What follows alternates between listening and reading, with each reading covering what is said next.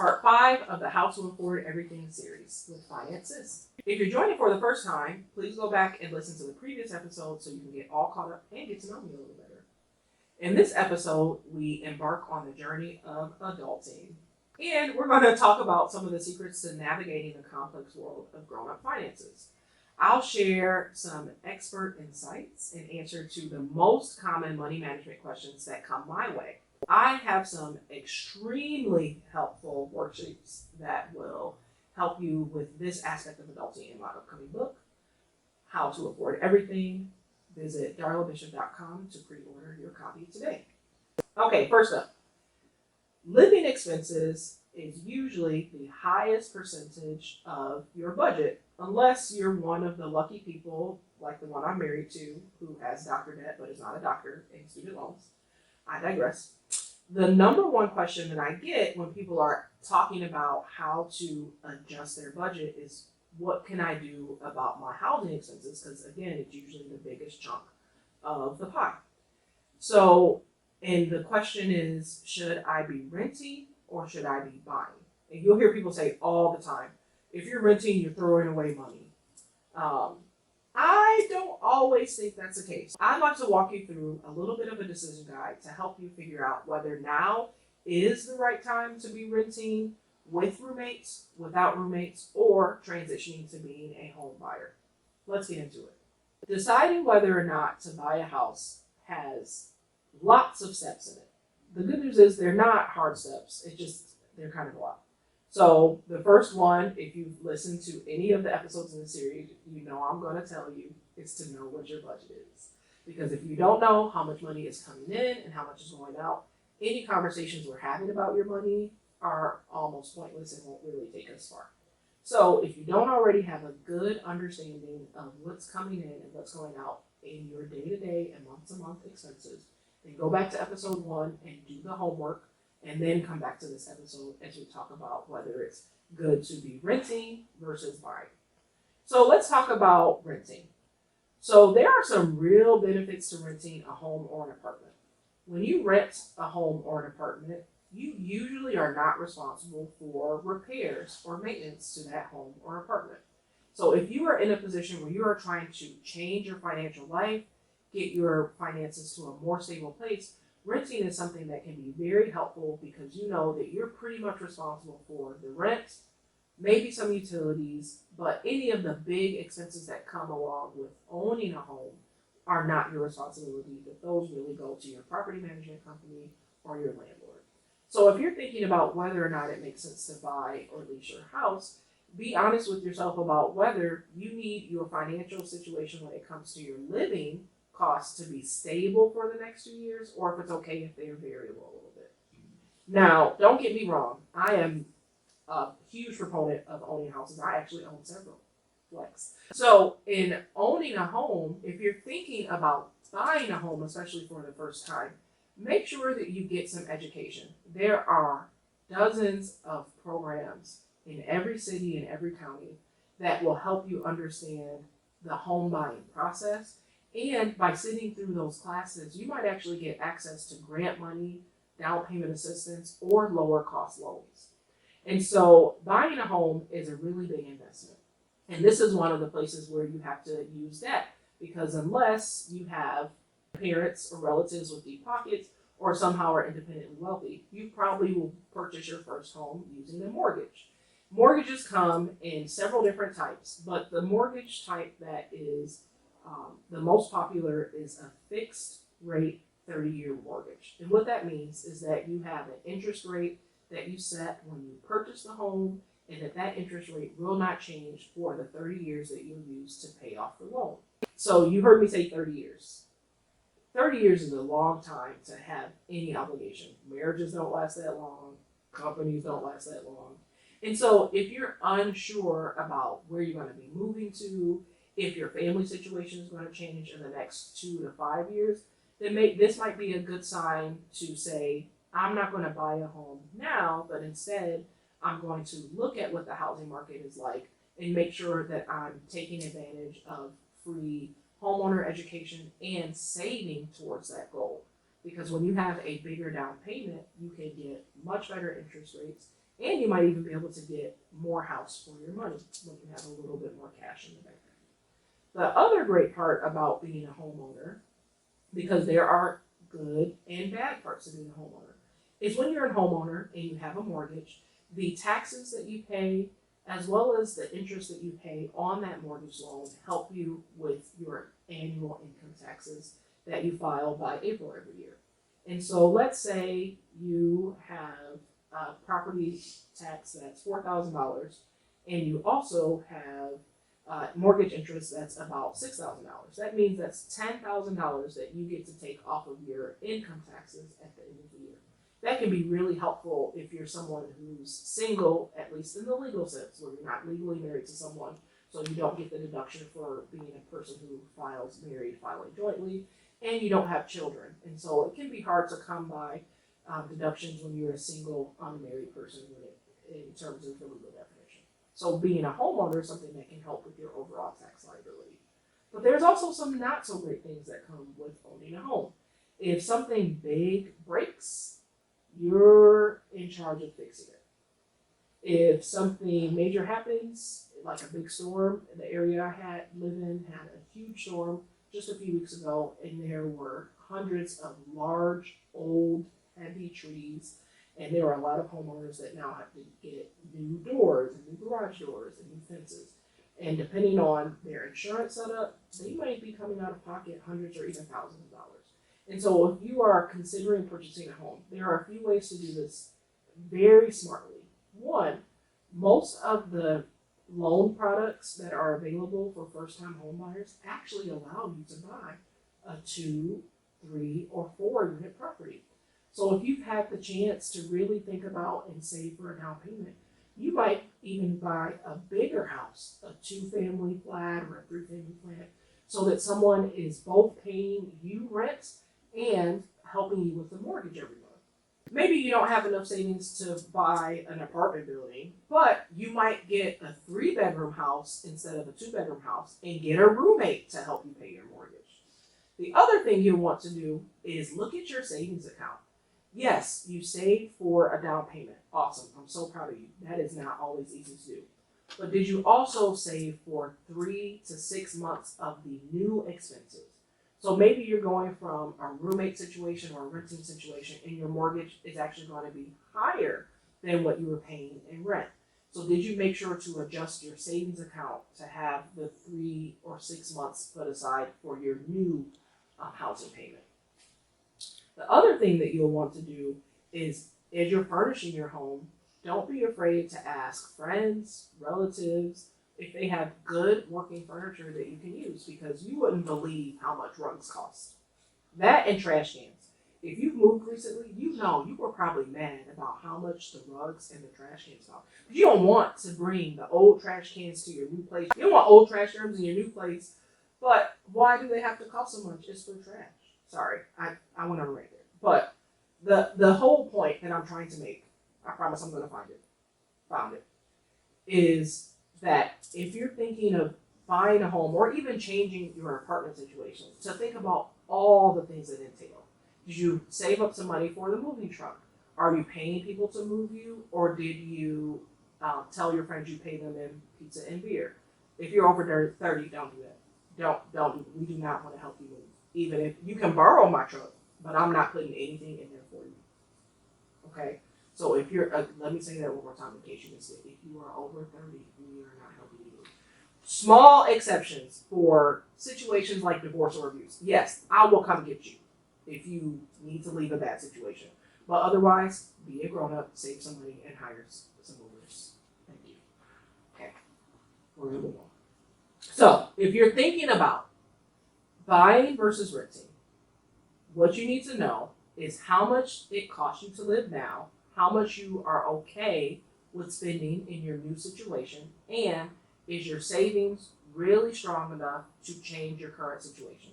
And if it's not, make a plan so that your savings and your accounts are strong enough to shift, whether you're owning or buying or moving to a situation where you're paying more for your living expenses. And for real talk, if your relatives, maybe your parents or the people who raised you, are in a place where you can move back home, don't be scared to move back home. Some of my friends who are living their best lives live at home and they stack their money. If I could, I would. So, maybe not. If you have kids, it's harder. Okay, next we're going to talk about whether you should lease or buy a car. Oh my gosh. So, I have to tell you up front so that you just know what I'm coming from. Is when I was growing up, car problems really caused problems in our household. My mom worked the kind of job that if she had a car issue and couldn't get to work, that means she couldn't get paid, which meant it threw off our budget maybe for the week, but probably for the whole month. And so I have some trauma around car. So my answer is almost always get a new car because car repair bills like stress me out. Now that I've told you that and you know what my perspective is, I'll try to be slightly more neutral in answering the question on whether you should lease or buy a car. Now, leasing a car is where you basically are renting the car long term for 2 or 3 years.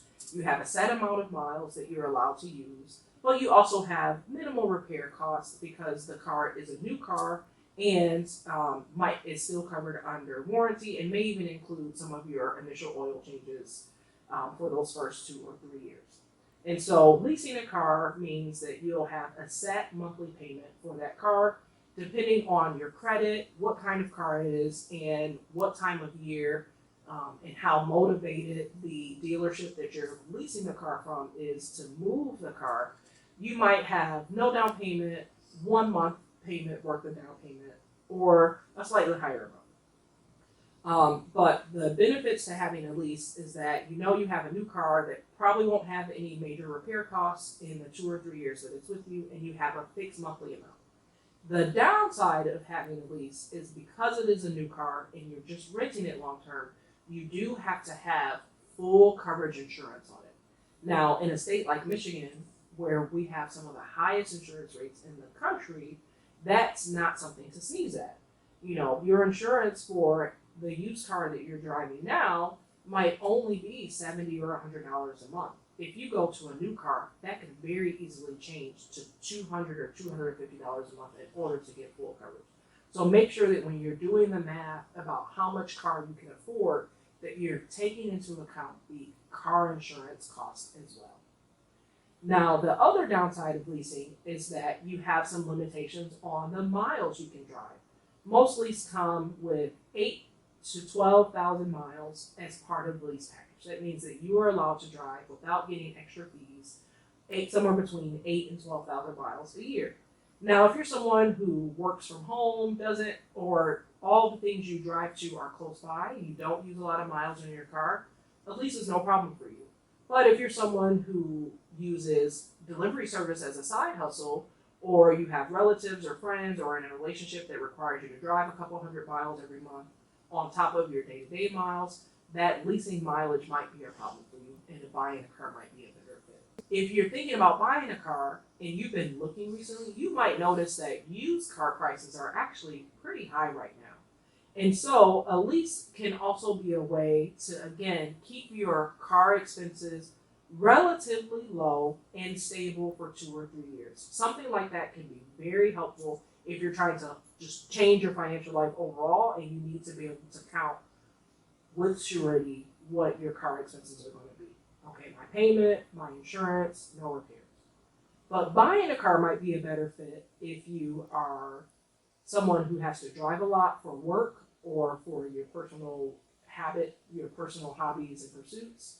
If you don't want to have a car payment for a long time, and so you can either buy the car cash, or you know that within 2 or 5 years, the car will still be in good running condition, but you'll no longer have the car payment.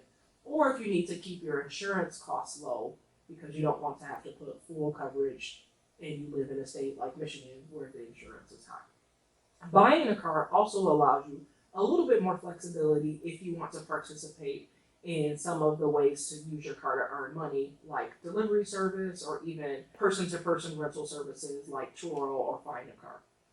Sometimes your lease agreement doesn't allow you to participate in things like that because they know the car is going to return to them in 2 or 3 years and they don't want it to be too run down or overused in that 2 to 3 years so that the dealer can resell the car at the highest value. When you're thinking about leasing or buying, think about how much down payment you can come with. If you can come up with a higher down payment, something like 5% of the cost of the car, then buying a car might actually help you to negotiate to a better car loan. And if you're using a car loan to buy a car, make sure to check with the bank that you already bank with, especially if it's a credit union. The dealer will check your credit and allow you to look at several banks at the same time, but they might not include the credit union that you bank with, which might give you a better rate or an extra discount because you're already a customer with them. So you always have the option to bring your own financing to a car dealer if you are buying a car. You don't have that option if you're leasing a car. You do have to use the dealer provided financing when it comes to a lease. But if you're buying, that might give you some additional options to make your car buying money go a little bit further. Ooh, okay. So you heard that I'm a doctor. I'm a public health doctor, so I can't actually help you with your cough or cold, but I can tell you the importance of washing your hands and taking vaccines. Okay. So why is that relevant? The other question I get, especially as someone who has a doctorate, is it time for me to go to school or to go back for more school? Should I go get a master's degree? Should I finish my bachelor's degree? Should I go for a doctorate? I'll tell you now, like, nobody needs a doctorate.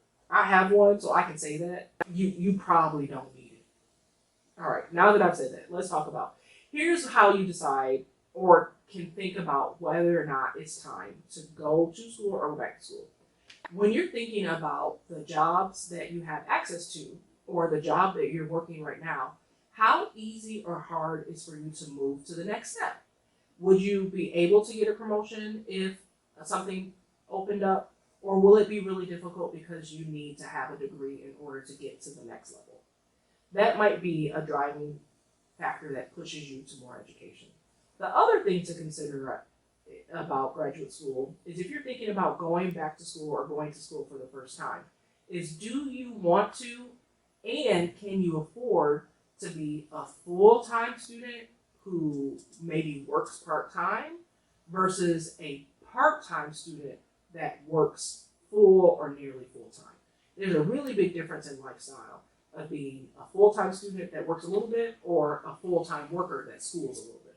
So if you are a full-time worker that schools a little bit, it's probably going to take you a little bit longer to finish a degree or certificate program because you shouldn't probably be taking a full load of classes and working full-time and doing all the other stuff that we talked about in episodes 1 and 2. And so that means that you have to think about whether or not you'll be eligible for financial aid, whether that comes in the forms of scholarships, grants, or loans if you are a part-time student over a longer period of time. The other thing you need to think about is if you want to be a full-time worker and a part-time student, does the company you work for currently, or the one you'll change to, because the answer is no, offer educational benefits? Do they offer a discount for certain universities or colleges? Do they offer reimbursement of tuition expenses or a book stipend?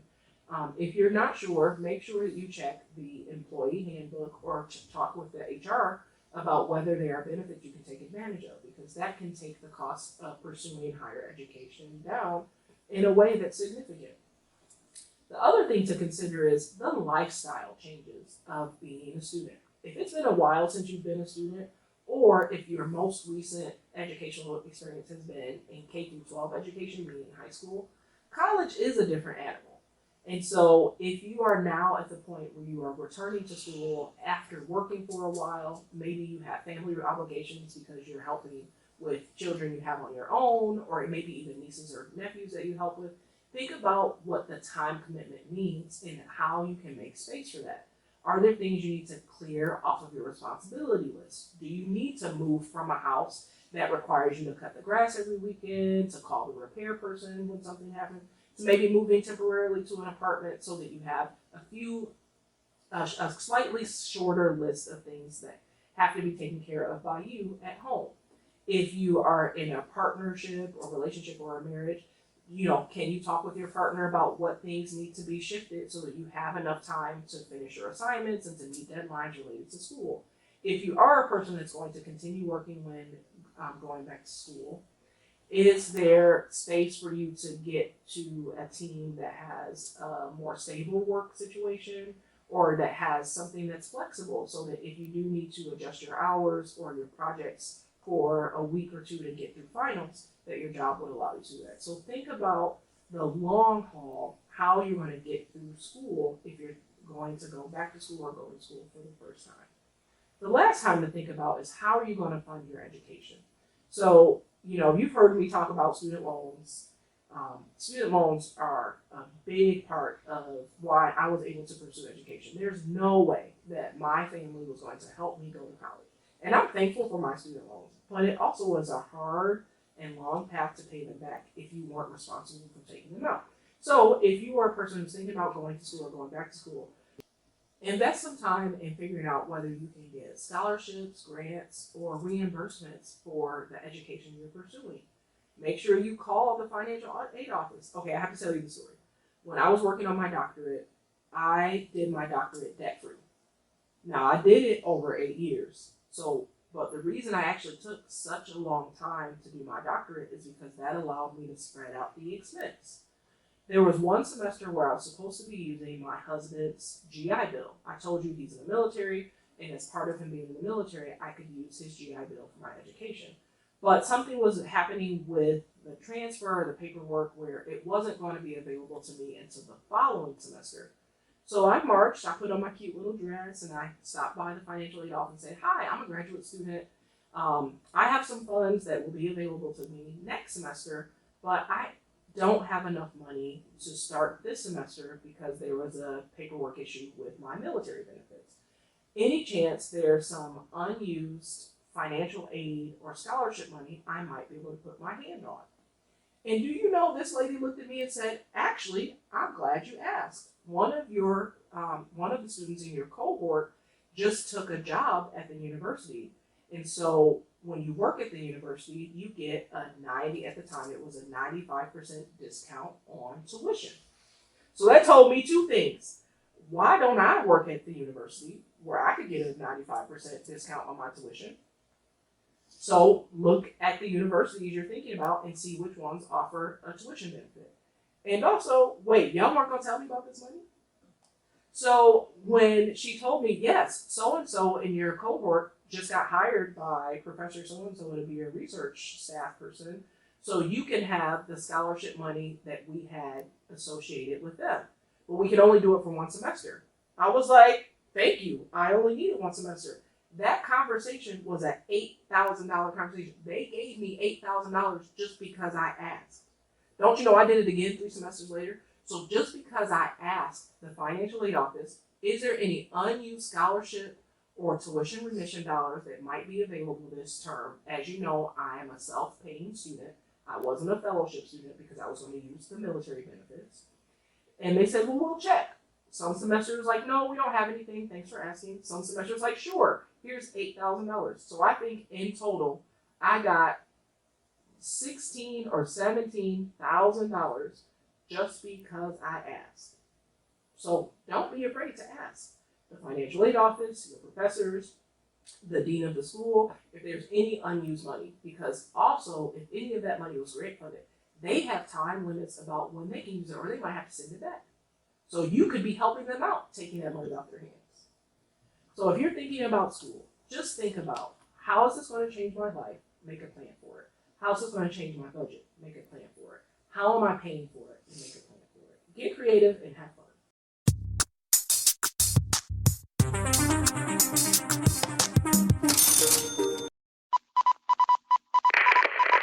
This is a Zedia Media production.